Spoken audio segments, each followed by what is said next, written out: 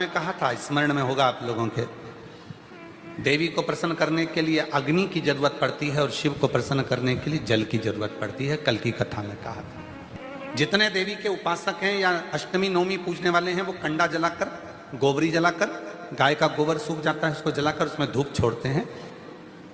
मालपुआ या पूड़ी या खोट या सब्जी जो भी बनता है उसको छोड़ते हैं। अष्टमी नवमी पर पूजन करते हैं, धूप देते हैं, अग्नि में छोड़ते हैं। क्यों छोड़ते हैं?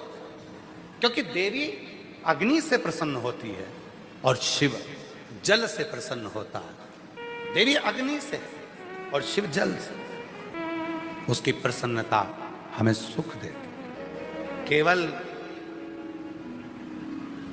4 नवरात्रे होते हैं, 2 गुप्त होते हैं, एक चैत्र का होता है, एक शरदी होता है। केवल 4 नवरात्रे ऐसे होते हैं जिन नवरात्रे में शिव जी के मंदिर में अगर दीपक भी लगाया जाता है तो लंबी बत्ती का लगाया जाता है। बाकी के समय में शिव के मंदिर में गोल बत्ती का दीपक लगता। क्यों? कहते हैं 64 योगिनियां। आपको पहले भी कहा था, आज फिर अच्छे से समझ लीजिए।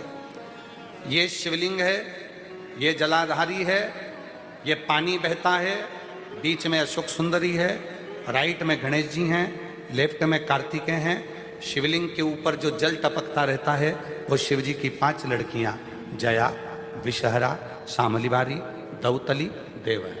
ये पीठिका पार्वती जी का हस्तकमल, ये पीठिका पार्वती जी का हस्तकमल। इस पीठिका के नीचे जितना मोटा भाग रहता है, शिवलिंग जहां रखा है उस पीठिका का जितना मोटा भाग, जहां से पानी नीचे गिरता है, जितना मोटा भाग होता है, इतने पूरे मोटे भाग में मां आद्य शक्ति के 64 योगिनियां यहां पर विराजमान होती हैं। जब हम जल समर्पित कर कर लंबी बत्ती का दीपक नवरात्रे में लगाते हैं तो ये 64 योगिनियों की जो शक्ति है, 64 योगिनियों का जो फल है, देवी की आराधना और साधना का जो फल है, भले हमने व्रत करा नहीं करा, भले हमने पूजन करी नहीं करी, भले हम नवरात्रे में कोई व्रत साधना तप नहीं कर पाए, कोई बात नहीं, पर जिसने शिव को जल चढ़ाया, ये जल बहकर यहां से निकलेगा।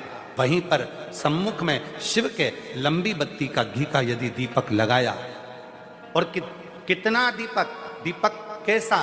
तो कहा, जब हम शिव को नवरात्रे में केवल दिया लगाने के लिए जाते हैं, लंबी बत्ती होती है तो उस दिए के अंदर घी को ज्यादा नहीं भरा जाता, केवल बत्ती को डुबोया जाता है और उस दिए में रखा जाता है, जलाया जाता है। शिव और वो 64 योगिनियां जो यहां विराज रही हैं, यहां शिवलिंग, मां आदिशक्ति दुर्गा भवानी, गणेश जी, कार्तिकेय, अशोक सुंदरी, शिव जी की 5 लड़कियां और ये 64 योगिनियां। और 64 योगिनियों के बाद में जो ये जल बहकर जाता है जितनी दूर तक, यहाँ 33 कोटि देवताओं का स्थान होता है। इसलिए हम जब लंबी बत्ती का दीपक लगाते हैं जल चढ़ाकर नवरात्रे में, तो शिव की आद्य शक्तियां हमको सुख प्रदान करना प्रारंभ कर देती हैं और हमारे भंडार में कोई कमी नहीं।